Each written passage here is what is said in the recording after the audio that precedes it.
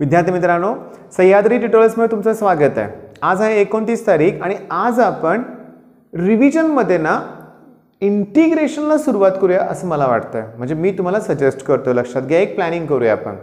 म्हणजे का सांगतोय इंटिग्रेशन टॉपिक? मी सांगू तुम्हाला, मी जर तुमचा विचार केला ॲज अ स्टुडंट म्हणूया आपण, मी तुमच्या लेवलनं विचार केला, एक ॲव्हरेज स्टुडंट आहे मी म्हणूया आपण, तर मला अवघड काय वाटतं? इंटिग्रेशन।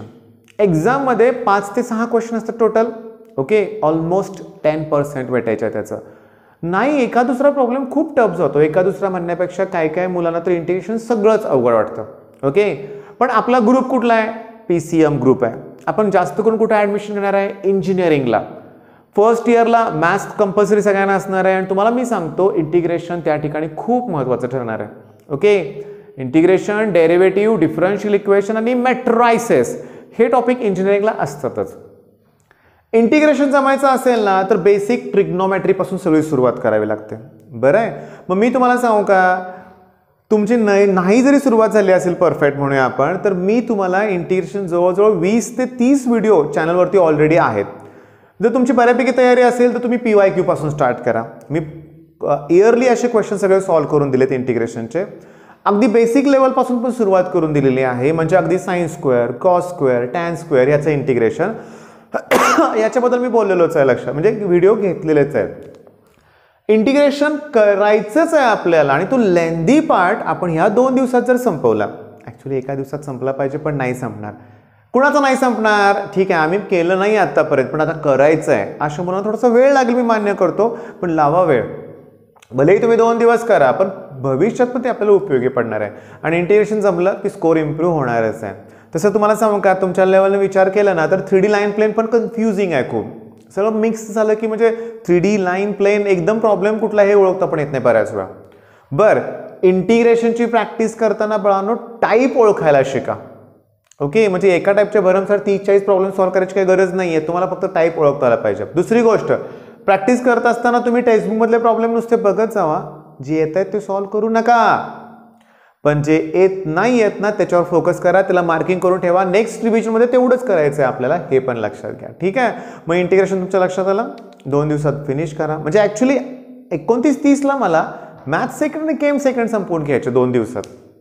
आता होत असेल तर संपवायचं आहे तुमच्याकडून, बरं का, नाहीतर आज इंटिग्रेशन तुम्ही केलं तरी पुष्कळ झालं, पण त्यात ॲप्लिकेशन ऑफ इंटिग्रेशन पण आहे ना, त्यात तुम्हाला एरिया अंडर कर्व त्याचे पण मी शॉर्टकटचं लेक्चर तुम्हाला प्रोव्हाइड केलं, डिस्क्रिप्शनमध्ये त्याची पण लिंक प्रोव्हाइड करेन। आता नेक्स्ट केम सेकंड म्हणलं ना, आपण सोपे टॉपिक आज संपूया, म्हणजे polymer, chemistry and everyday life, biomolecules. बरं, हे पटकन काही मुलांचे संपत असतील तर पुढचे टॉपिक पण घ्यायला तुम्ही काय हरकत नाही, DNF ब्लॉक, कोऑर्डिनेशन, कंपाऊंड। आता मी तुम्हाला सांगतो, पॉलिमर आहे ना, तुम्ही अनालिसिस करा। मोनोमर्सची नावं मॅक्सिमम केसमध्ये विचारलेत MCQs मध्ये, त्याच्यानंतर युजेस विचारलेले आहेत, क्लासिफिकेशन, आता हे नायलॉन 6, हे कोणत्या टाईपचे पॉलिमर आहेत? पॉलिअमाइड आहेत का? ते त्यांनी विचारलेलं आहे।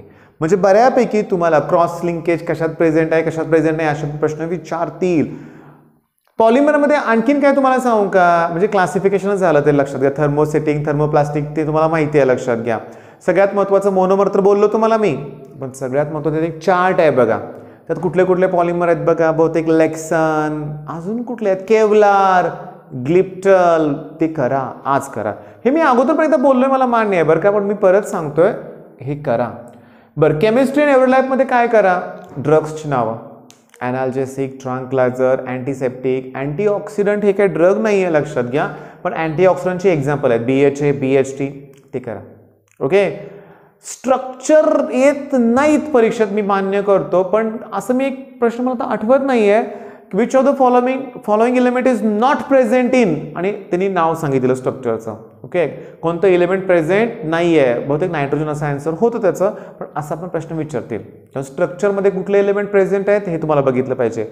BHA, BHT ह्याच्यात मॉलिक्युलर फॉर्म्युला तो पण तुम्हाला आला पाहिजे। आता उरलं बायोमॉलिक्युल्स।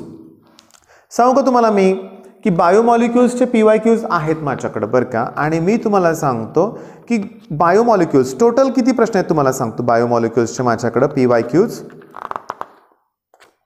32 क्वेश्चन्स आहेत, 32। त्यातले मी तुम्हाला सांगू का, तुम्हाला हे आठवते का, रॅफिनोज, स्टायचोज. रॅफिनोज शुगरमध्ये ग्लुकोज आणि फ्रुक्टोज 2 युनिट आहेत. स्टायचोज बहुतेक ते टेट्रासॅकॅराइड आहेत, 4 युनिट असतात, ग्लुकोज, फ्रुक्टोज आणि 2 कुठले असतात, गॅलॅक्टोज. ही जी पॉईंट आहे ना तो त्याच्यावरती जास्तीत जास्त क्वेश्चन विचारले.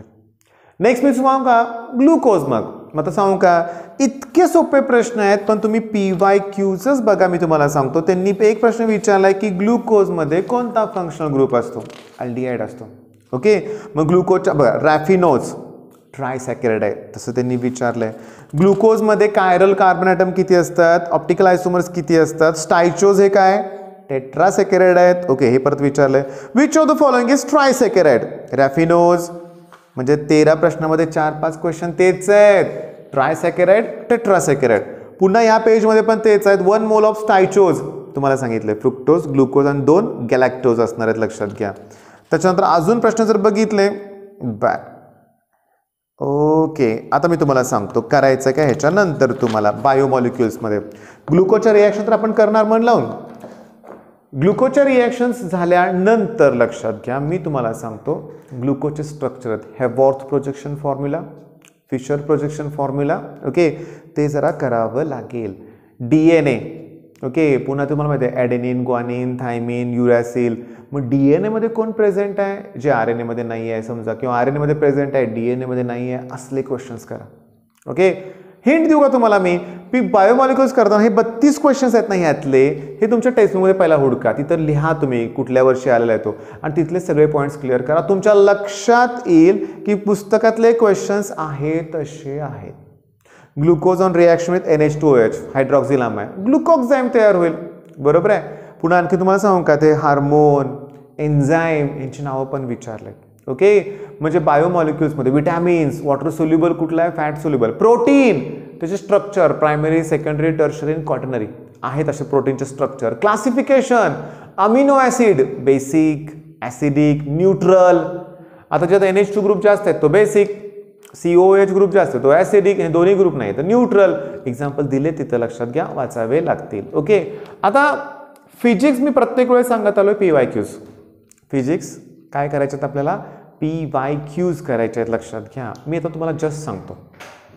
गेले 3-4 दिवस तुम्हाला मी सांगत आलोय काय की फिजिक्सचे फक्त काय करायचे आहेत PYQs, पण आता मी तुम्हाला सांगतो फिजिक्स होतच नाही आहेत ना अशी काही मुलं असतील ना, त्यांच्यासाठी मी तुम्हाला सांगतो एक ॲनालिसिस माझं.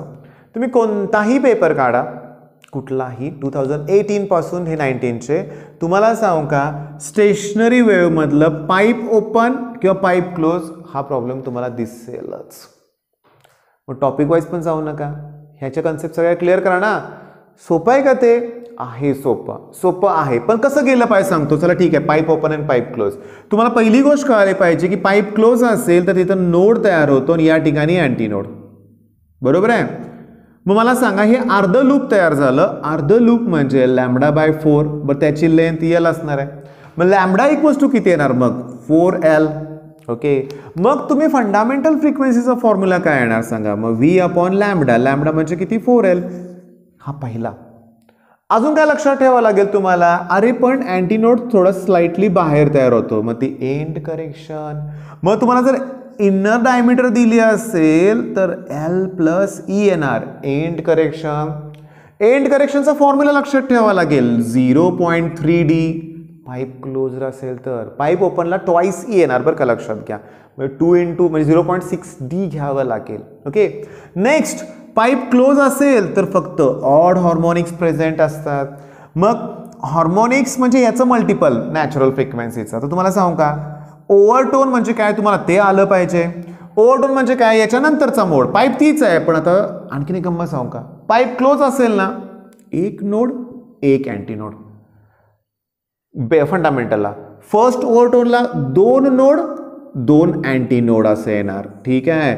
मग फिफ्थ ओव्हरटोनला ट्वाइस P+1 × N येणार, लक्षात घ्या. कारण बघा ना, P पहिला ओव्हरटोन आहे समजा इकडं फर्स्ट ओव्हरटोन, मग इथं व्हॅल्यू टाकली तर थ्राइस N येते, कारण फक्त ऑड पाहिजे ना. मग 1 नंतर 3 येणार. आता 5 येण्यासाठी सेकंड ओव्हरटोन घ्यावं लागेल. अरे एवढेच तर फॉर्म्युले आहेत पाईप क्लोजसाठी. मग पाईप ओपनसाठी तुम्हाला तसंच बघितलं पाहिजे. मग आता पाईप ओपन असेल तर तुम्हाला माहिती आहे एक नोड आणि 2 अँटी नोड, पण एक लूप तयार होते ना, एक लूप म्हणजे λ/2, मग लॅम्बडाची व्हॅल्यू ट्वाइस एल. मग तुम्हाला सांगू का लॅम्बडाची व्हॅल्यू ट्वाइस एल असेल तर बाळांनो फंडामेंटल फ्रिक्वेन्सी फॉर्म्युला V/2L.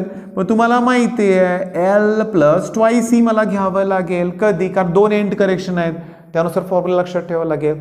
इथं ऑल हार्मोनिक्स प्रेझेंट असतात, पण असले थेरॉटिकल प्रश्न नाहीत विचारते की ऑल हार्मोनिक्स ऑड हार्मोनिक्स. फक्त समजून घ्या मी तुम्हाला सांगतोय का इथं P+1 × n येणार बरं का. आता ऐका, sir pipe open pipe close 2019 पासून सुरुवात करा.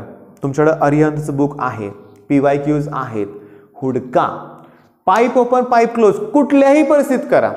हे जर जमलं तर व्हायब्रेशन ऑफ स्ट्रिंग काय अवघड आहे सांगा बघू. त्याचा फॉर्म्युला काय 1/2L √T/m. चला इथून पुढे काय करेन माहिती आहे का, मी रोज तुम्हाला 3 ते 4 कन्सेप्ट मी अशा देईन, किंवा जर मला पॉसिबल झालं प्रयत्न करेन बाळांनो, खूप प्रयत्न करेन की मी तुम्हाला आता अशी एक सिरीज सुरू करावी म्हणतोय मी की मोस्ट इम्पॉर्टंट परीक्षा देण्याचे चान्सेस खूप आहेत आणि माझ्यावर मला खूप कॉन्फिडन्स आहे बरं का. मी बरोबर ॲनालिसिस करतो ते येणारच.